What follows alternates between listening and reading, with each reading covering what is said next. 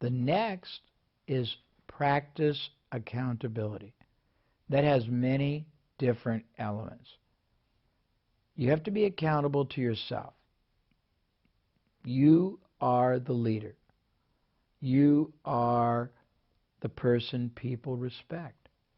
If you don't perform the priorities that are necessary in a timely way, if you don't follow through, if you don't deal with opportunities or problems, if you procrastinate on meeting with your team members or reviewing their performance or giving them compliments or raises or promotions, you are going to limit your success.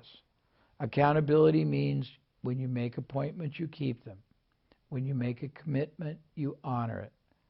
It means that you are true to yourself and true to others, and people get to know you as someone who absolutely is 100% dependable to do what you say when you say it, to not disrespect or demean or diminish anyone.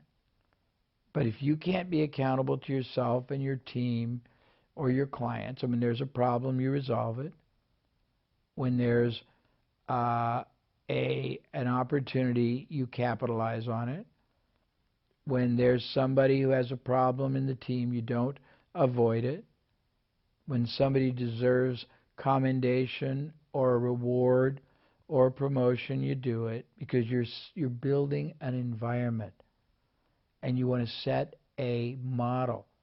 Because if you're not accountable to yourself and others, you have no right to expect anyone else to be accountable to themselves or others too. Very simple, but very profound. Next, confront reality. Confront reality. Don't be delusional. Don't be unrealistic. If your product has flaws, acknowledge it and fix them. If your dealings with your marketplace has flaws and people are dissatisfied, acknowledge it and fix it. If you're not the best leader, acknowledge it and learn how to be a better one. If you don't have the ability to get your people to feel like being in your company is a great decision and a great future for their career and that they're part of a mission, then fix it. If reality is that the business you're in is dying, then don't wait for it to die. Start studying alternative businesses, technology, other things to do, and start moving to find alternatives. If your product is just mediocre and your competitors' product are great, acknowledge it and either position your product as cheap and worth the low price or make your product better. If people are quitting all the time, it means either you do not make them feel like there's a future, it means you demean them, it means you don't pay them well enough, you don't reward them either in money or in mental and psychic compliments. The truth is always clear and evident if you don't act like you are oblivious. The more you acknowledge and respect reality, the more powerful and profitable you will be, and the more loyal and higher performing everyone else will be on your team. So look around the business. Reality means the market you're pursuing, the product you're selling, the way you're selling it, the message you're making, the way you're dealing with clients, the problems that you're not solving, whatever elements of the business aren't working, whatever commitments you make publicly to others or just need to make to yourself, you cannot procrastinate, you cannot equivocate, you cannot contemplate in a fast-moving, reality-based world where competition is acute. You want to be successful, acknowledge and recognize reality, pure and simple, and confront it and make it your prisoner. Be victorious. You want to be a victor, not a victim. Number 11, keep commitments. If you tell somebody you're going to have a meeting at 12, don't go out to lunch and come back at 1. If you tell a client you're going to call them back on a problem within a half hour, don't not call them at all, or don't call them tomorrow. If you tell somebody you're going to have a repairman out in 2 hours, don't send them in 2 days. If you tell an employee you're going to review their performance and give them a review and hopefully a raise in 30 days, don't wait 8 months. If you tell a vendor you're going to pay a bill by Friday and you don't have the money, call and tell them you can only pay part of it, or if you have the money, pay it. Whatever you do, keep your commitments. And this goes 2 ways. Critically important, you keep your commitments to others. Equally as important, you keep your commitments to yourself. Because you will always know in your heart and your soul if you have been unreliable to yourself, and that will eat you away and make you mediocre. There's no place in business anywhere in the world, and certainly not in Japan, for mediocrity.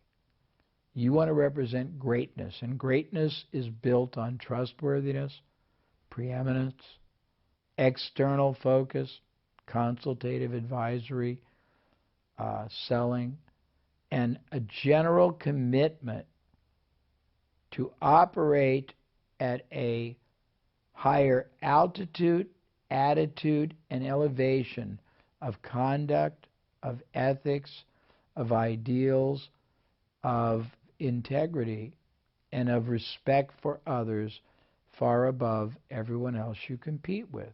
If you can do that, you'll have great advantage. Next, listen first. Very few people are skilled in the art of listening. Managers, entrepreneurs particularly, they just want to tell. So if somebody starts talking, they really don't want to hear it. They just wait for them to take a breath so they can take over. Stephen Covey said this, and this is his son that wrote this, but listen first before trying to be heard. People need to be acknowledged. They need to feel they're respected. They need to feel they are relevant. One of the lessons I learned earlier in my life is your first goal is to try to understand, appreciate, examine, evaluate, acknowledge, and respect how many different ways different people see a situation or their life. No two people are having the same reality. And if you're the entrepreneur, your team members aren't playing the same game you are. You're playing a game to grow independent and successful, maybe prosperous. They're playing a game to try to choose who to commit their career to. Who's going to give them the most respect? Who's going to give them the greatest satisfaction? Who's going to keep increasing their value? Who's going to grow and develop them? Who's going to make them feel a part of a bigger cause? And if you can't do that for them, they won't stay. And if you don't respect them, they won't stay. And if you don't listen to them and hear them and reflect on them and not just try to shove your thoughts into their minds without giving them the respect, they won't perform. So it's very important. Finally, and most importantly, if you want to be trusted, extend trust. Trust your team. Trust your clients. Trust your vendors. Trust your partners. In summary, your job is not to fall victim to the same way of flawed thinking and action and beliefs that so many mediocre or limited companies or entrepreneurs in Japan follow. Your job is to operate in the realm of greatness.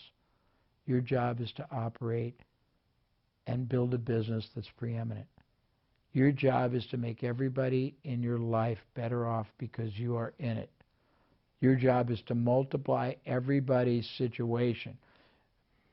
Your clients are multiplied because your product delivers greater benefit or safety or protection. Your employees are benefited because you create a better environment, both of fulfillment, connection, and growth and development and earning. Your vendors are rewarded because you grow and they grow with you. Your community is rewarded because you are somebody they're proud of and they know do more, care more, and contribute more through your business than your competitors. When you get to that place, success will absolutely be yours. Now, if you follow everything I've shared in this program, we have a statement in the States which is very appropriate now. It is yours to lose, meaning the only way you will not be successful is if you basically blow it, because I've given you the success lessons, I've given you ways to eliminate risk, investment, I've given you insights into the marketplace, marketing, selling, motivating, leading, collaborating, gaining respect and being respectful. I've taught you how to think preeminently and preemptively. Now it's up to you. I got a couple more quotes before I say goodbye. This is a quote from an old friend of mine. He's deceased, but he said, "More is accomplished in business through movement than was ever accomplished through meditation." By that I mean meditation is great, but you got to take action. And you don't just take random action. You think through what you're going to do, why you're going to do it, when you're going to do it, how you're going to do it, what you're going to do if it doesn't work. You have the ability to create a wonderful life, a prosperous life, a fulfilling life, a satisfying life, an exciting life in a business that you choose. But it cannot and won't happen if you don't follow the lessons and the principles and the instruction that I have shared with you in all these modules. Now it's your turn. What you do with this is up to you. But there's no reason you can't use what I've shared to create for yourself a wonderful start that you can continually grow and multiply and multiply. And it can be something wonderful that the world will be proud of, that you'll be proud of, your family will be proud of. It'll be financially rewarding, and you'll create an environment for your team that is wonderful and a position in your industry or world that is very respectful. That is my wish for you. The final quote, and I might have said it earlier, but I'll say it again, two. One is a quote from a man named Bob Proctor, a very interesting man. He says that almost every entrepreneur, particularly startups, struggle silently. They don't say it out loud, but they struggle in their mind and their heart with a destructive and self-sabotaging question. The question is, am I really worthy of this goal? Can I really build an independent business? Can I make a livelihood? Can I create a product or service or company that adds more value? Can I lead and guide people? Can I build an organization? Can I really gain success and independence? Once you realize how much more is possible for you and your business, and how few people in Japan really capitalize on all these wonderful elements that I've shared, the right question is not, am I worthy of this goal of being successful? The right question is the goal worthy of me? Because there's so much more you can do with your time, your opportunity, your ability, your understanding, your effort, your passion, your purpose, and all the possibility that is yours. The last quote, and the most final one, is a quote from a famous advertising expert named Leo Burnett. He said, if you set your sights, meaning if you reach for the moon and the stars, one thing is certain: you will not end up with a handful of mud. It means you reach as high as you can. You may not get there, but you're not going to get there. So I hope these modules have inspired, have clarified, have illuminated, have intensified your desire to be an entrepreneur, start a business, build success. I hope you understand now the elements that make a business very successful, both in purpose, in process, in positioning, in proposition. I hope you understand how to be part of everybody in your, we call it business ecosystem, everything from vendors to team members, advisors, community, influencers, and of course prospects and buyers. And I hope to receive an enormous number of letters that share with me the successes you achieve. And I want those successes to certainly be financial, but as you will learn, they are equally important if they are emotional, psychic.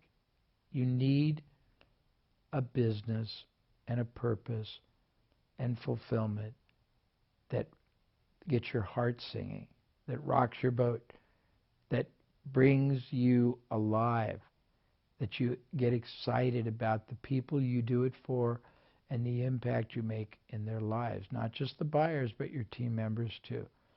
So I've laid it all out. I've given you more insight and understanding than I think anybody ever has to somebody wanting to start a business. I've shown you all the different ways you can do it without risk or investment.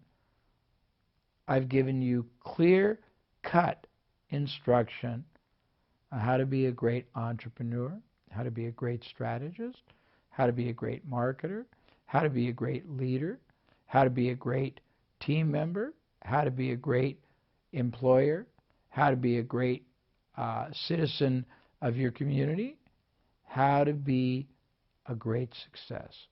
Now what you do with it is up to you. But I will be disappointed if you don't allow yourself to realize the enormous and wonderful potential that is awaiting once you take action. Thank you.